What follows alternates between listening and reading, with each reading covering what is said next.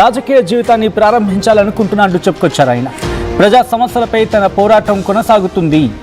అయితే తుపాకీలను వదిలి ప్రజల్లో ఉండి పోరాడుతూ అంటున్నారు ఆయన. ప్రజా సమస్యలపై పోరాడతా అంటూ చెప్పుకొచ్చారు దేవ్జీ. నేను నమ్మిన సిద్ధాంతాన్ని కొనసాగిస్తా అంటున్నారు ఆయన. అనారోగ్య కారణంతో రహస్య జీవితాన్ని వదిలేస్తున్నాడు చెప్పుకొచ్చారు. ఫిబ్రవరి 22న పోలీసులకు లొంగిపోయారు మాజీ మావోయిస్టు అగ్రనేత దేవ్జీ. స్వస్థలం జగిత్యాలలోని కోరుట్ల. 1983లో మావోయిస్టు ఉద్యమంలో చేరారు Devji. Peoples liberation guerrilla army ఏర్పాట్లు కీలక పాత్ర పోషించారంటే అర్థం చేసుకోవచ్చు ఆయన. Party general secretary, polit bureau మెంబర్గా, సెంట్రల్ కమిటీ మెంబర్గా, సెంట్రల్ మిలిటరీ కమిషన్ ఇన్ఛార్జ్గా పనిచేశారు దేవ్జీ. నంబాల మృతితో మావోయిస్టు పార్టీ జనరల్ సెక్రటరీగా ఎన్నికయ్యారైన దేవ్జీపై వివిధ రాష్ట్రాల్లో మొత్తం ₹1 నుంచి ₹1.5 రివార్డు ఉందంటే అర్థం చేసుకోవచ్చు. ఈ నేపథ్యంలో ఆయన రాజకీయాల్లోకి రాబోతున్నానంటూ సంచలన వ్యాఖ్యలు చేశారు. మాజీ మావోయిస్టు అగ్రనేత దేవ్జీ సంచలన వ్యాఖ్యలు చేశారు. రాజకీయ జీవితాన్ని ప్రారంభించాలనుకుంటున్నాడు చెప్పుకొచ్చారు ఆయన. ఈ క్రమంలో ఆయన ఏమన్నారు ముందుగా చూద్దాం, ఆ తర్వాత ఇన్ డీటెయిల్గా మాట్లాడుకుందాం. అనారోగ్య కారణాల రీత్యా నేను రహస్య జీవితాన్ని వదిలి బహిరంగ జీవితంలోకి రావాలని నిర్ణయం తీసుకున్నాను. అయితే అది వ్యక్తిగత జీవితాన్ని కొనసాగించడం కోసం మాత్రం కాదు అనేది స్పష్టం చేయాలనుకుంటున్నాను. ప్రజల సమస్యలపైన చట్టబద్ధ పద్ధతుల్లో, అంటే లీగల్ ఫ్రేమ్వర్క్లో పనిచేయాలని నిర్ణయించుకున్నాను నేను. అంటే దాని అర్థం నా రాజకీయ జీవితాన్ని కొనసాగించాలనుకుంటున్నాను. అలాగే దశాబ్దాల తరబడి నేను నమ్మిన సిద్ధాంతం ఏదైతుందో దాన్నే గైడెన్స్గా తీసుకొని పనిచేయాలని కూడా ఈ సందర్భంగా తెలియజేస్తుంది. అనారోగ్య కారణాలు అది అనారోగ్య కారణాలతో ఇటు అడవిని వదిలేయబోతున్నాను అని అర్థం వచ్చేలా అక్కడి నుంచి బయటకు వచ్చేసారంటూ చెప్పుకొచ్చారు ఆయన. దేవ్జీ చేసిన వ్యాఖ్యలు ప్రస్తుతం పెనుదుమారాన్ని రేపబోతున్నాయా? ఎందుకంటే రాజకీయాలకు వస్తున్నట్టు చెప్పుకొచ్చారు ఆయన. మావోయిస్టు మాజీ అగ్రనేత దేవ్జీ సంచలన ఆరోపణలు చేశారు. మాజీ మావోయిస్టు అగ్రనేత దేవ్జీ చేసిన వ్యాఖ్యలు ప్రస్తుతం ఆసక్తికరంగా మారుతున్నాయి. ప్రజా సమస్యలపై తన పోరాటం కొనసాగుతున్నట్టు చెప్పుకొచ్చారు ఆయన. తాను నమ్మిన సిద్ధాంతాన్ని కొనసాగిస్తా అంటున్నారు ఆయన. అనారోగ్య కారణాలతో రహస్య జీవితాన్ని వదిలేస్తున్నా అంటూ చెప్పుకొచ్చారు దేవ్జీ. ఈ క్రమంలో ఆయన పొలిటికల్ ఎంట్రీ ఎక్కడి నుంచి? కోరుట్ల నుంచే ఆయన తన పొలిటికల్ ఎంట్రీని ప్రారంభించబోతున్నారా? డీటెయిల్గా మాట్లాడుకునే ప్రయత్నం చేద్దాం. ఇదే అంశానికి సంబంధించి మరింత సమాచారం అందించేందుకు మా ప్రతినిధి మధు సిద్ధంగా ఉన్నారు. మధు, దేవ్జీ పొలిటికల్ ఎంట్రీ ఎక్కడి నుంచి ఉండబోతోంది? మరి ముఖ్యంగా ఆయన స్వస్థలం జగిత్యాలలోని కోరుట్ల కాబట్టి కోరుట్ల నుంచి ఉండబోతోందా, లేకపోతే ఇంకా వేరే ఆలోచనలు ఏమైనా ఉన్నాయా? ఆయన ప్రస్తుతం ఏ పార్టీలో చేరే అవకాశం ఉంది? ఎగ్జాక్ట్లీ దేవ్జీ సంచలనంగా రాజకీయ జీవితాన్ని ప్రారంభించాలనుకుంటున్నాను. ఇన్ని రోజులు నమ్మినటువంటి సిద్ధాంతం ఏదైతే ఉందో సిద్ధాంతం కోసం పోరాటం చేస్తాను, ఆ అంశంలో భాగంగా ప్రజా సమస్యల కోసం పాటుపడతాను అనేటువంటి స్టేట్మెంట్ ప్రస్తుతం సంచలనంగా మారింది. ఇప్పటి వరకు లొంగిపోయినటువంటి ఏ మావోయిస్ట్ నాయకులు కూడా ఇట్లాంటి స్టేట్మెంట్ ప్రజా జీవితంలో ఉంటామని చెప్పారు. ఉంటుంది, పోలీస్ మానిటరింగ్ ఉంటుంది, ఏం చేస్తున్నారు అనేటువంటిది పోలీసుల ముందు లొంగిపోతున్నటువంటి వారంతా కూడా వివిధ అనారోగ్య సమస్యలతో, సర్వైవల్ సిచ్యువేషన్ లేకపోవడంతో, బయట అడవుల్లో నివసించలేనటువంటి సిచ్యువేషన్, బయట రహస్యంగా కూడా జీవించలేనటువంటి పరిస్థితుల్లో వీళ్ళంతా కూడా లొంగిపోతున్నటువంటి సిచ్యువేషన్ కాబట్టి దేవ్జీ చేసినటువంటి స్టేట్మెంట్ ప్రస్తుతం సంచలనంగా మారింది.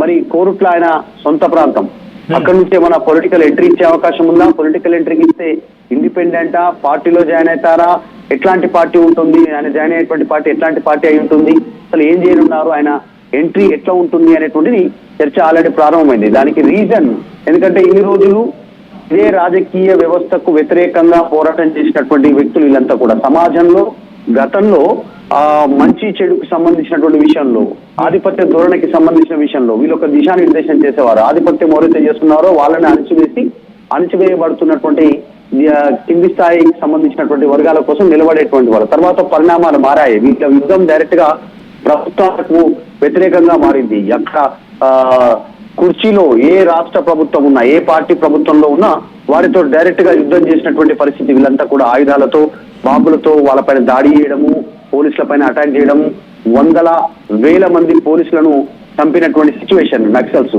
అట్లాగే పోలీసుల చేతిలో వీళ్ళు ఎన్కౌంటర్ అయినటువంటి సిచ్యువేషన్. మరి ఇప్పుడు వీళ్ళే రాజకీయాలకు సంబంధించినటువంటి విషయం పైన మాట్లాడడంతో చర్చనీయాంశం అవుతోంది. దేవ్జీ ఎంట్రీ, పొలిటికల్ ఎంట్రీ అంటే ఇండిపెండెంటా, నిజంగా ప్రజా జీవితంలో కేవలం ప్రజలకు అందుబాటులో ఉండి వాళ్ళ సమస్యలను లేవనెత్తేటువంటి నాయకుడిగా ఉంటారా, ప్రత్యక్ష రాజకీయాల్లో పోటీ చేస్తారా, పోటీ చేయరా, వీటన్నిటిపైన చర్చ అయితే ప్రస్తుతం కొనసాగుతా ఉంది. అనేక అంశాల్లో అనేక సంబంధించినటువంటి ఇన్సిడెంట్ లో ఆయన పాల్గొన్నారు. 83లో ఉద్యమంలో చేస్తే అప్పటి నుంచి people's liberation guerrilla army. All right, చిన్న టెక్నికల్ గ్లిచ్ వచ్చినట్టుంది. మళ్ళీ మధుని కనెక్ట్ చేసే ప్రయత్నం చేద్దాం.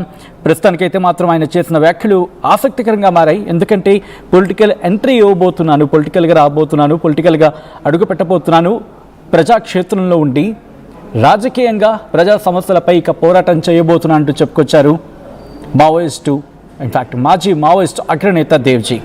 తన భవిష్యత్ కార్యాచరణపై కీలక ప్రకటన చేశారు ఆయన. తాను అజ్ఞాతం వీడడానికి ఉన్న కారణాలకు సంబంధించి క్లారిటీ ఇచ్చారు ఆయన. ప్రస్తుతం ఉన్న పరిణామాల క్రమంలో పార్టీకి సంబంధించి విషయాలు ఇప్పుడేం చెప్పలేనట్టు ఆయన చెప్పుకోవచ్చంటే అర్థం చేసుకోవచ్చు. అయితే ఇది కొద్దిసేపటి క్రితం, ఇంకా చెప్పాలంటే కొద్ది గంటల క్రితం డీజీపీ ఎదుట సరెండర్ అయ్యారు. ఈ సందర్భంగా కీలక వ్యాఖ్యలు చేశారు. పార్టీకి సంబంధించి త్వరలో అన్నింటికీ సమాధానం చెప్తానంటూ చెప్పుకొచ్చారు ఆయన. రాజకీయాలకు వస్తానంటున్నారు, లీగల్గా పోరాటాలు చేస్తా అంటూ ప్రకటించారు. తన రాజకీయ జీవితంలో సమస్యలు రావద్దని, అందుకే ఈ వేదిక ద్వారా ఏం చెప్పట్లేదు అంటూ చెప్పుకొచ్చారు. అయితే అనారోగ్య కారణాల కారణంగానే తాను అజ్ఞాతం వీడుతున్నాను అంటూ కూడా వ్యక్తిగత జీవితాన్ని కొనసాగించేందుకు బయటికి రావట్లేదంటూ కూడా క్లారిటీ ఇచ్చారంటే అర్థం చేసుకోవచ్చు. ఈ క్రమంలో పొలిటికల్గా ఎంట్రీ ఇటు కోరెట్ల నుంచి ఉండబోతుందా? ఒకవేళ కోరెట్ల నుంచి అయితే కనుక ఏ పార్టీ నుంచి వెళ్ళే అవకాశం ఉంది? బీఆర్ఎస్ఆ, లేకపోతే కాంగ్రెసా, బీజేపీనా, లేకపోతే సిపిఐ, సిపిఎంఆ? ఇన్ని పార్టీలు ప్రస్తుతం కనిపిస్తూ ఉన్నాయి కాబట్టి ఆయన ఏ పార్టీ వైపు వెళ్ళే అవకాశం ఉంది? అఫ్కోర్స్ ఇండిపెండెంట్గా పోటీ చేసే అవకాశాలు కూడా పూర్తిగా కొట్టిపారేయలేం. ప్రస్తుతం ఎటువంటి అవకాశాల వైపు ఆయన చూస్తున్నారు అనుకోవాలి, లేకపోతే ఆయన రాజకీయ క్షేత్రంలోకి దిగిన తర్వాత పూర్తి స్థాయిలో ఇటు ప్రజాక్షేత్రంలోనే సమస్యలపై పోరాటం చేసిన తర్వాత క్లారిటీ తెచ్చుకున్న క్లారిటీ వచ్చిన తర్వాత అప్పుడు ఆయన ఎన్నికల క్షేత్రంలోకి దిగే అవకాశం ఉందా? డీటెయిల్గా మాట్లాడుకుందాం. మా ప్రతినిధి మధు అప్డేట్స్ అందించేందుకు సిద్ధంగా ఉన్నారు. మధు, కొద్దిసేపటి క్రితం మాట్లాడుకున్నట్టుగా ప్రస్తుతం ఇండిపెండెంట్గా ఉండి ప్రజాక్షేత్రంలో పోరాడి లీగల్గా కూడా ఫైట్ చేస్తూ అంటున్నారు కొన్ని అంశాలకు సంబంధించి. కాబట్టి ఇవన్నీ జరిగిన తర్వాత ఒక పూర్తి స్థాయిలో క్లారిటీ వచ్చి ఎన్నికల ముందు పార్టీకి సంబంధించి కావచ్చు, లేకపోతే ఇండిపెండెంట్గా పోటీ చేసే విషయంలో కావచ్చు, క్లారిటీ వచ్చే అవకాశం ఉందా దేవ్జీ విషయంలో? దేవ్జీ అంత ఈజీగా చెప్పినట్టుగా ఆయన రాజకీయ జీవితం వెంట ఉండేటువంటి అవకాశం కూడా ఉండకపోవచ్చు. ఒకవైపు సరే ఆయన పైన ఉన్నటువంటి కేసులన్నీ డైరెక్ట్ గా లొంగిపోయారు కాబట్టి కేసులన్నీ మాఫీ చేసినా అంత ఈజీగా సర్వైవ్ అయ్యేటువంటి సిచ్యువేషన్ ఉండకపోవచ్చు. ఆ పరిస్థితులు మనం ఒకవేళ డీటెయిల్ గా అనలైజ్ చేయగలిగితే, గతంలో ఎప్పుడైతే పోలీసులో ముందు లొంగిపోయినటువంటి మావోయిస్టులు ఉన్నారో పూర్తి స్థాయిలో సక్సెస్ అయినటువంటి వాళ్ళు చాలా వెరీ లెస్ పర్సెంట్, అట్లా లెస్ పర్సెంట్ లో మావోయిస్టులోకి వెళ్ళి బయట రాజకీయంగా సక్సెస్ అయినటువంటి వాళ్ళలో ప్రస్తుతం రాష్ట్రంలో మంత్రిగా ఉన్నటువంటి ధనసరి అనసూయ అలియాస్ సీతక్క, ఇట్లాంటి ఒక్కరిద్దరు మాత్రమే కొద్ది మంది గద్దర్ లాంటి వాళ్ళు ఇట్లా ప్రజాదరణ పొంది